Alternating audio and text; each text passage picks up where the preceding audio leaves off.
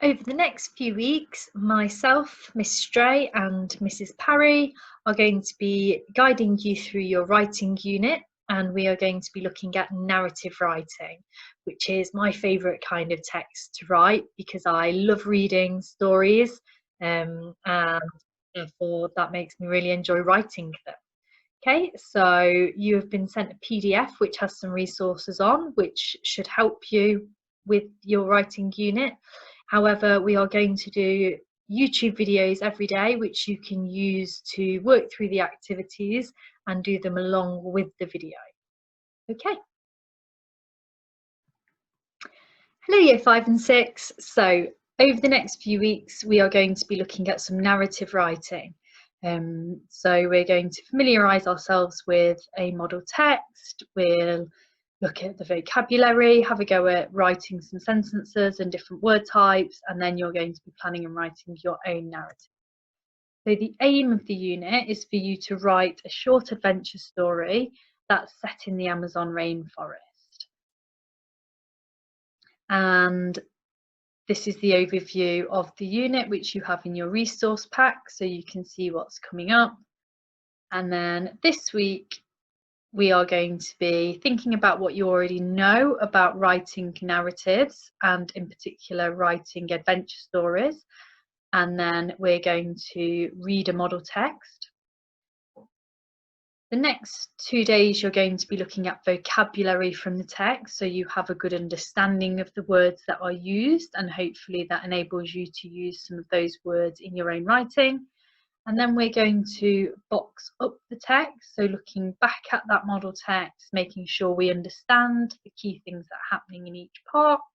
And then you're going to be answering questions on the text. Okay, so first of all, I want you to think about what you already know about writing adventure stories. So have a think about their language features and their structure alongside anything else you know. And you can pause the video here and just write down a list of those things. So what word types would you come across? What different sentence types would you have? And how would they be structured? What's going to be happening in each part of the story? Okay, so the structure. So we're looking at a 5-paragraph adventure story. Okay, so we've got the opening, which is where the character setting and plot is introduced. The setting should be somewhere exciting and adventurous, and the plot should involve an adventure. So you don't want to set your adventure story somewhere boring where nothing's really going to happen. So somewhere exciting where the adventure all takes place. And then you have your build-up. So things start to get more dangerous for your characters. This is shown through changes in the setting. So it might be that it's getting darker, or the rain is starting to come down heavily, or that there's different sounds that are making things seem more dangerous and building up the tension. You've then got your paragraph with the main problem that's happening in your adventure story. So the main problem occurs and it seems like everything will go wrong for your characters. So it might be that they fall down a hole and are trapped. It might be that there's someone chasing them. It might be that an enormous tree has fallen down in front of the path and they can't get out. Okay, and then you have your resolution. So this means that the problem is somehow resolved. So your characters find a way of solving the problem. It might be that they find a hidden tunnel at the bottom of the hole, or that they manage to make a hole through the enormous tree and get to the other side.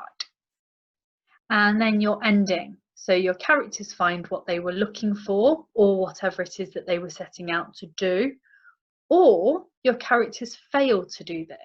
So it doesn't need to have a happy ending. It doesn't need to end in the characters being successful. It might be that they're unsuccessful. It might be that you leave it as a cliffhanger. Okay, so that's our basic structure for our adventure story. Okay, and then looking at the language features. So you want to have a mixture of speech, action, and description. And This is something that I always teach my classes, so that their stories aren't just full of a paragraph that is all speech. It's not just all action showing what the characters are doing, or all description. It's got a really nice balance of those three things. You want to make sure your speech is punctuated accurately, so that you've got inverted commas around what the characters are saying. You've closed your speech with punctuation before putting that inverted comma at the end. You've got some adverbs. They're going to help show the actions of the characters or actions of the setting. So it might be quickly, nervously, cautiously, menacingly. And your adverbial phrases, again, to help with the action, to help move your story on all of a sudden, just then, as quick as a flash. And some different sentence openers. It might be that you're starting with emotion words, things like nervous, he crept through the forest, or scared, shiver ran down his spine. Or you might start with verbs, so running, jogging, breathing heavily. Expanded noun phrases, so that's going to help with your description. And then your figurative language, so simile, where you're saying things are like something else. Metaphors, where you are saying something is something else. And then a range of sentence types. And at the start of next week, we're going to have a look at more detail at some of those grammatical features, and Miss Parry will have a look with you at those grammatical features. Okay, so we're going to try and speak properly. We're going to use this picture to give us some inspiration for our adventure stories. So I want you to pause on this and really just try and take in all the details that you can see. What things can you see? It might be that you start at the top and work your way down, or it might be that you just write down the things that you see first of all. Okay, and you keep going like that. So I can see at the top a waterfall. I can see someone thinking about whether or not to jump off into the water. I can see palm trees. I can see a river. I can see a bright yellow parrot. Okay, so what else can you see? Pause the video and make your list.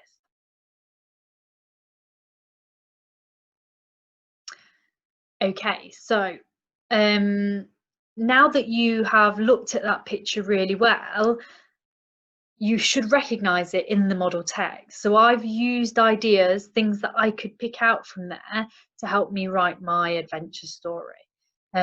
So it is set in this place, and that might help you as I'm reading it to you, to help your imagination. You can think about the characters being in this place. Okay. So you have got the adventure story in your resource pack, so you can read along. It'll be on the screen as well. You can read along with me and I'll read that to you. Treasure hunt. Come on, Dwayne. Stop dawdling, will you? Eliza shouted behind her as she marched along the bank of the Amazon River. The ferocious water which rushed past them was a torrent of blues and frothy white hurtling through the jungle.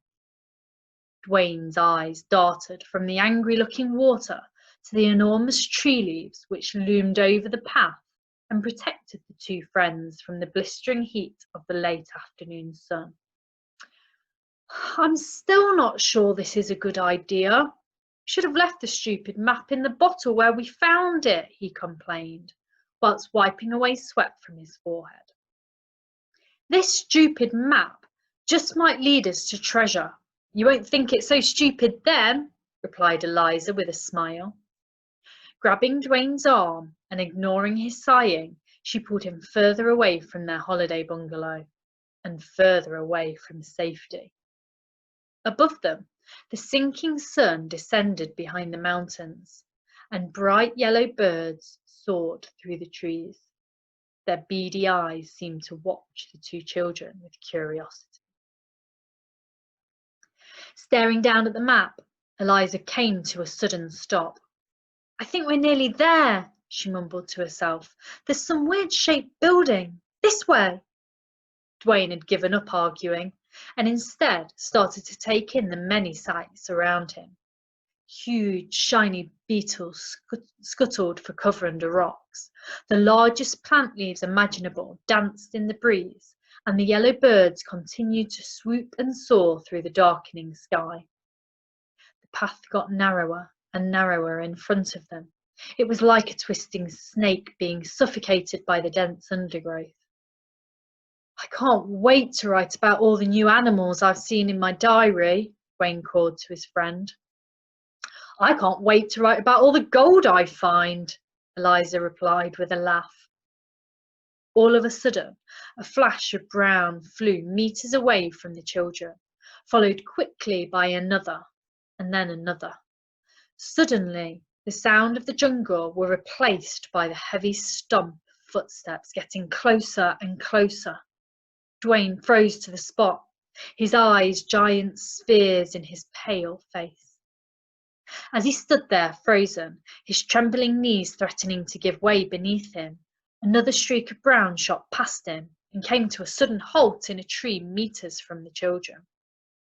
It was a bolt of lightning looking for a victim, and as they stared at it, they realized what it was. "An arrow," Eliza whispered. "Hunters!" Without needing to be told, Dwayne started running wildly as fast as his legs could carry him.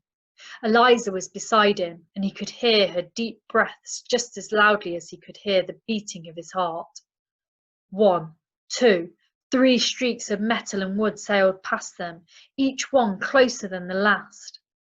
Abruptly, the two children stopped as they found themselves face to face with a vast stone wall. "This way!" Eliza commanded, pulling Dwayne into a tight gap in the stone. As they stood, squashed by the cool stone, they could hear the footsteps of the angry hunters as they ran past. The children could just about make out their red cloth shawls, which were tied around their necks, and yellow feathers that decorated their heads. After several minutes, the sound of the hunters' screams and running footsteps disappeared. "That was close," Eliza said, "and I don't really want to meet them on their way back. Come on, let's get going." As she spoke, it was clear Dwayne was not listening. His full attention was on the stone wall they had been hiding in. "Pass me the map," he hissed, holding out his hand. Excited, he jabbed his finger at a point on the map. "It's the temple," he declared. "Eliza, look! It's the temple on the map, right where it says the treasure is." "Yes! I can't believe it, but there's nothing here, is there?" Eliza questioned, starting to clear away the plants that were growing along the side of the wall.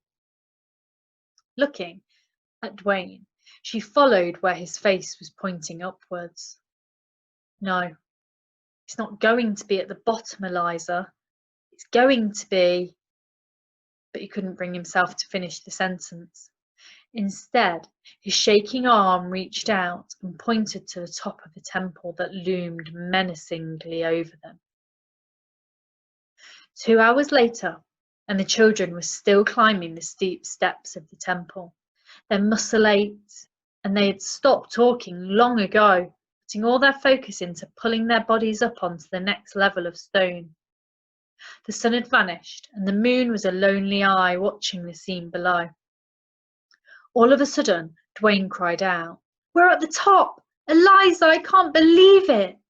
He stood up on his shaking legs and rubbed a layer of dirt off his blistered hands as Eliza pushed herself up and stood beside him.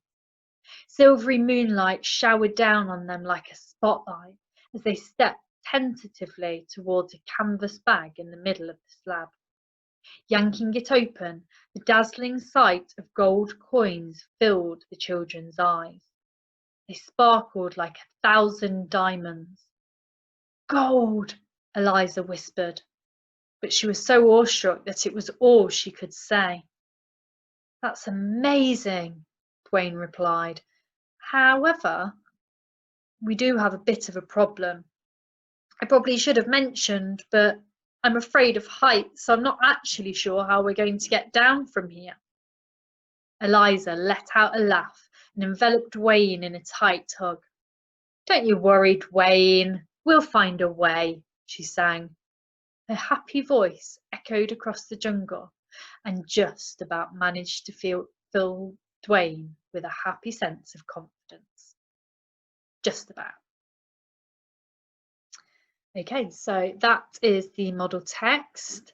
So hopefully, as I was reading, you might have noticed some of these things in the picture there.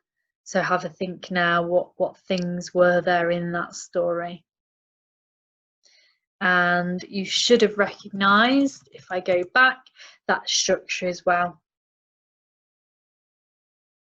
So the opening where I introduced Wayne and Eliza, the rushing river beside them in the rainforest, that build up of things starting to get more dangerous, arrows shooting past them, and then the main problem before they managed to solve it and not ending. Okay, where things turned out okay for Dwayne and Eliza, although we're not sure how they're going to make their way down. Okay, so I'd like you to have a read of that text for yourself and read it first quietly just to yourself and then try reading it out loud. And then tomorrow and the next day, Miss Parry will be having a look at some of the vocabulary with you so you can familiarise yourself with the words. Okay, have a good day. Bye-bye.